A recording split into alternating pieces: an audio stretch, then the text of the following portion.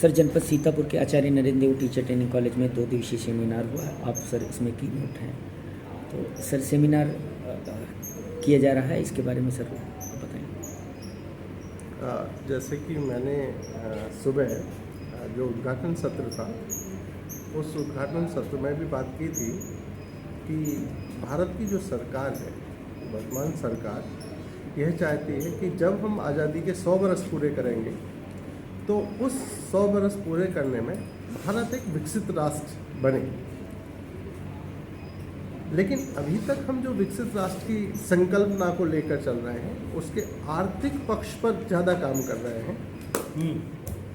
जब हम आज़ादी के 100 बरस पूरे करेंगे तो मेरा सवाल ये है कि उस समय हम आर्थिक रूप से दुनिया की एक शक्तिशाली शक्तियों में शामिल हों, और जैसा कि हम देख रहे हैं कि भारत दुनिया की चौथी अर्थव्यवस्था अभी बन चुका है। लेकिन यदि हम आज़ादी के जब 100 बरस के बाद जब संविधान लागू होने के 100 बरस पूरा करेंगे तो निश्चित रूप से हम इस आर्थिक सशक्तिकरण का जो लाभ है वो समाज के अंतिम व्यक्ति तक पहुंचा पाएंगे। इसके माध्यम से ही जो हमारे संविधान के लक्ष्य हैं उनको प्राप्त करेंगे।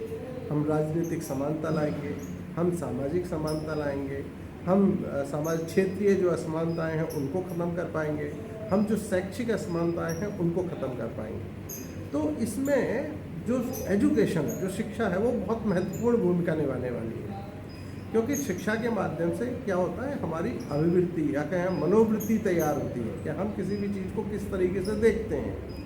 तो हम यदि इस लोकतंत्र में रहने लायक कुशल नागरिकों को तैयार करना चाहते हैं तो उसमें शिक्षा महत्वपूर्ण भूमिका निभाएगी। जब हम शिक्षा महत्वपूर्ण भूमिका निभाने की बात करते हैं तो हम कहते हैं कि जो शिक्षक हैं उनकी भूमिका बहुत अधिक महत्वपूर्ण होनी है। जब शिक्षकों की भूमिका बहुत अधिक महत्वपूर्ण होनी है तो उन शिक्षकों को तैयार करने की जो जिम्मेदारी है वो अध्यापक शिक्षा की है।